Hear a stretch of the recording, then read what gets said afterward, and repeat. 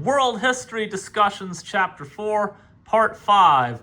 This was an extract from the Laws of Manu, which were written around 100 BCE, but very much reflect the beliefs of the Vedic age between 1500 and 500 BCE.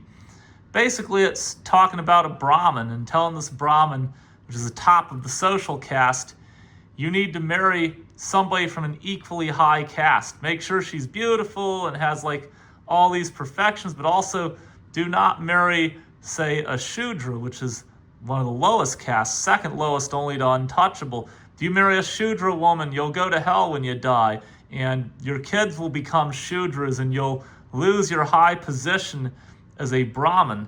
And it brings up something about India. First of all, comparison. This reminds me a lot of those Old Testament Bible chapters, which we talked about in chapter 2, that warn about don't intermarry with the pagan peoples in the lands that you conquered. You'll lose your favor with God, and you'll lose all of what you've gained. And it's interesting. This is another place where you see cultural syncretism, or mixing of race, religion, and in this case, social classes, being very scary to the people of this time. And you can see in India more than just about anywhere else that there's this high awareness of social class, and like you don't want to leave your social class. You don't want to marry into a different social class, because that basically violates all the rules. And as I mentioned in the last discussion, these castes were pretty flexible. You could move up and down, but at the same time, it was very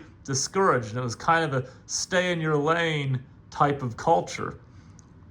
It's interesting because so many people romanticize India. It's a place I've never been, so I shouldn't be ethnocentric myself, but all the classism in India, more classism than most other parts of the world, and most of the world's pretty classist, so that's saying something. Just very interesting to me.